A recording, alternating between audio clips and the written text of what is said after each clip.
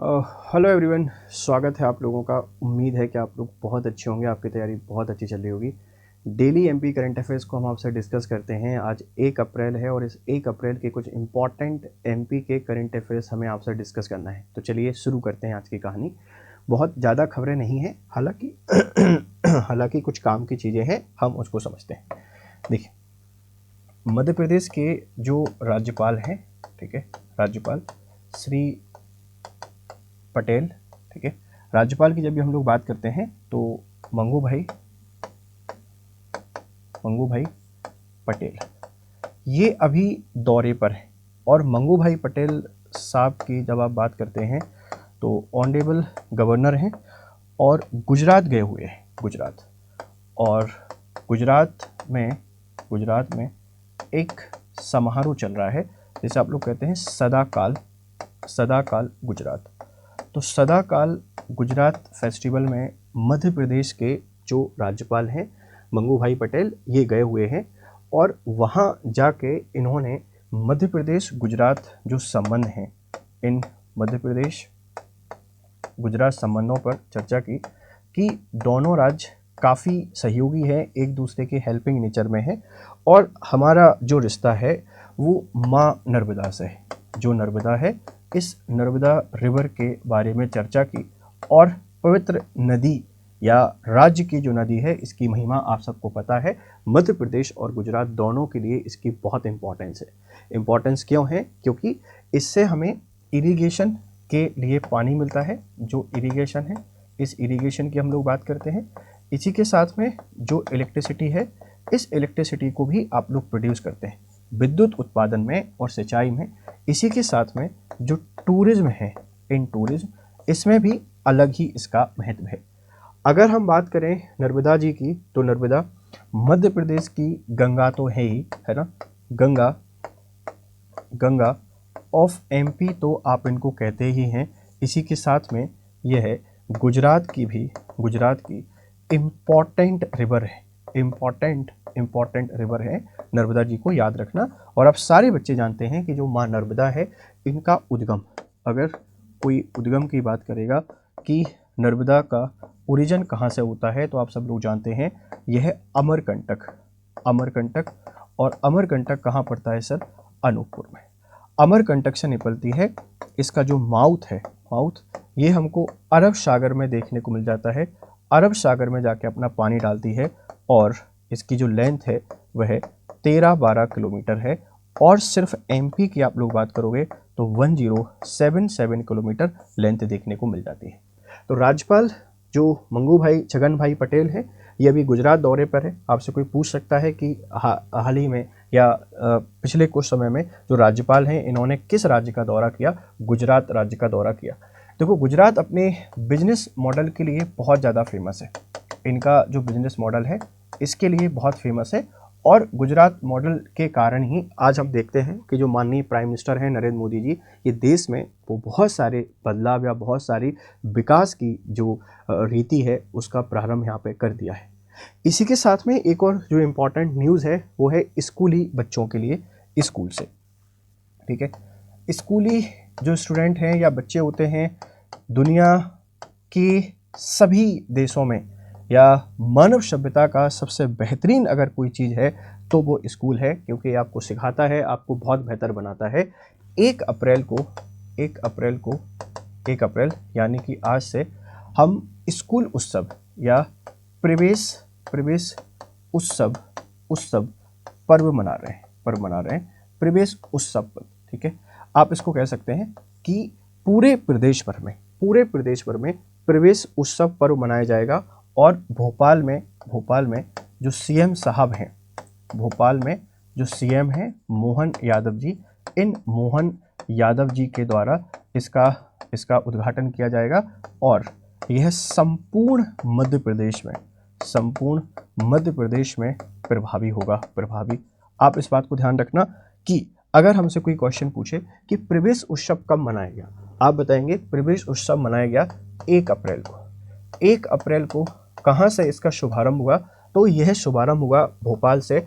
और इसको इनिशिएट किसने किया? इसके द्वारा यह प्रारंभ किया गया। आप बताएंगे जो मोहन यादव हैं हमारे सीएम, इनके द्वारा इसको इनिशिएट किया गया या इनके द्वारा इसको प्रारंभ किया गया। ठीक है, ध्यान रखना। मध्य प्रदेश की अगर आप लोग बात करते हैं तो अभी जो न्यू एजुकेशन पॉलिसी है, इस न्यू एजुकेशन पॉलिसी 2020 को इम्प्लीमेंट करने वाला सेकंड स्टेट है। पहला स्टेट आप सबको पता है कि कर्नाटक है, कर्नाटक। तो एमपी काफ़ी सारे सुधार कर रहा है शिक्षा के लिए। अगर आपसे कोई बात करेगा बजट, तो बजट पर कितना पैसा खर्च कर रहा है, तो बजट पर 12% जो पैसा है यह शिक्षा के लिए खर्च किया जा रहा है। और इसमें हमने सारी शिक्षा पे फोकस किया है, चाहे वो स्कूल एजुकेशन हो, चाहे कॉलेज एजुकेशन हो, चाहे स्किल डेवलपमेंट की एजुकेशन हो। तो अगर ऐसे सवाल आपसे कोई पूछता है कि प्रवेश उत्सव कब मनाया गया, अब स्टेट स्पेसिफिक करंट अफेयर्स की जब भी हम लोग बात करते हैं ना बेटा, उसकी जो दिक्कत है वो दिक्कत यही है कि बहुत ज़्यादा नहीं होता है। और बहुत ज़्यादा नहीं होता है तो फिर हर दिन कुछ न्यूज़ जो इम्पॉर्टेंट है, जो आपके पेपर में आ सकती हैं, उसको डिस्कस करना है। और इनके सारे डिमेंशन भी हमको यहाँ पे तलाशने होते हैं। तो आज अगर आप देखेंगे तो बहुत खबरें नहीं हैं। हाँ, लेकिन एक बार एक खबर और आपको बहुत इंपॉर्टेंट देखने को मिलेगी, जिसको आप लोग कहते हैं पर्यटन व्यवस्था। सीएम साहब का कहना यह है कि जो परिवहन व्यवस्था है, इस परिवहन व्यवस्था को हमको दुरुस्त करना है। परिवहन व्यवस्था या परिवहन व्यवस्था आप लोग कहते हैं ट्रांसपोर्ट सिस्टम।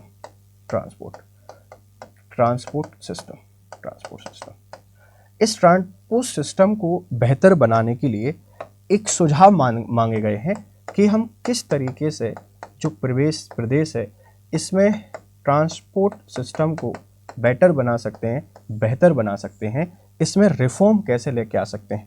सीएम साहब का कहना ये है कि जो ग्रामीण परिवहन है, आप इस ग्रामीण परिवहन को थोड़ा सा आसान कीजिए।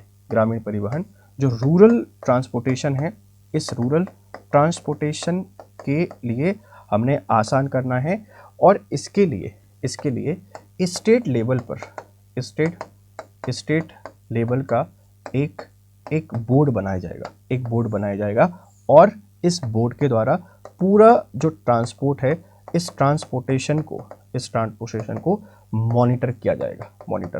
तो आपसे ऐसे भी पूछा जा सकता है कि हाल ही में प्रदेश सरकार किसके लिए एक बोर्ड बना रही है, और अभी इन्होंने सुझाव मांगे हैं कि क्या एक बेहतर तरीका हो सकता है। देखो, बेहतर तरीका तो बेटा यही है कि आप जो सरकारी परिवहन व्यवस्था है, इस सरकारी परिवहन व्यवस्था को शुरू कर दीजिए, जिसको बंद कर दिया गया था 2002-03 के आसपास। तो सरकारी परिवहन व्यवस्था को अगर फिर से स्टार्ट कर देते हैं तो ये एक बहुत बड़ा स्टेप होगा कि मध्य प्रदेश में जो परिवहन है ये सुधर जाएगा।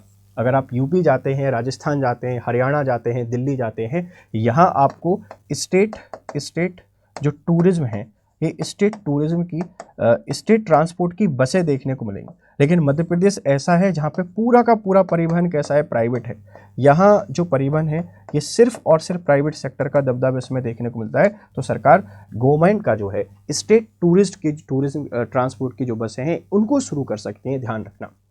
एक और खबर जो है वो ये है कि 19 जो शहर हैं, 1 अप्रैल 2025 से 2025 से 19 शहरों की अगर आपसे कोई बात करेगा, 19 शहर जो पवित्र हैं या आप कह सकते हैं कि इनकी रिलीजियस इम्पोर्टेंस है। इन शहरों में हम शराबबंदी कर रहे हैं। शराबबंदी तो आप करेंगे कि जो अल्कोहल है, इस अल्कोहल को यहाँ पे बैन कर रहे हैं। अब इसकी क्या शर्तें होंगी वो तो हमको ऑटोमेटिकली पता चल जाएंगी, लेकिन आपको याद रखना है कि 1 अप्रैल 2025 से कितने जगह पर, कितने शहरों में, 19 शहरों पर शराबबंदी की घोषणा कर दी है। और ये घोषणा भी जो की गई है वे मोहन यादव, जो हमारे सीएम हैं मोहन यादव के द्वारा की गई है। इसके अलग अलग डिमेंशन है, वो हम आपसे डिस्कस कर ही लेंगे, उसमें कोई दिक्कत नहीं है। लेकिन फिलहाल अगर हम करंट अफेयर्स की आपसे बात करें तो ये कुछ ऐसे इंपॉर्टेंट इवेंट थे जिन इवेंट के बारे में आपको जानना या आपको समझना जरूरी था। स्टेट स्पेसिफिक करंट अफेयर्स के साथ जो एक दिक्कत है वो यही है कि ये कम रहता है। तो बहुत ज़्यादा एक्सपेक्टेशन नहीं रखनी चाहिए कि अरे सर ये 10 मिनट की क्लास क्यों हो रही है, सर ये 12 मिनट की क्लासेस क्यों हो रही हैं। ये 10 या 12 मिनट की क्लासेस बेटा इसलिए होती है क्योंकि लेस कंटेंट हमको देखने को मिलता है। तो आज के ये इंपॉर्टेंट करंट अफेयर्स यही थे। हम थैंक यू वेरी मच। और आज आप सबको पता है कि 1 अप्रैल है और इस 1 अप्रैल से हम जानते हैं कि एक नए महीने की शुरुआत हो रही है। और नई महीने की जो शुरुआत है आपको पूरी मेहनत, पूरी ईमानदारी के साथ करनी है। अब अगर देखा जाए 3 महीने कंप्लीट हो चुके हैं, आपके पास 9 मंथ और है। अगर 2025 को बेहतर बनाना चाहते हैं, सॉरी 2025 को बेहतर बनाना चाहते हैं या 2026 में अगर आप सफलता हासिल करना चाहते हैं तो ये 9 महीने आपको बहुत मेहनत करनी पड़ेगी। बहुत मेहनत करिए, हम हमेशा आपके साथ हैं।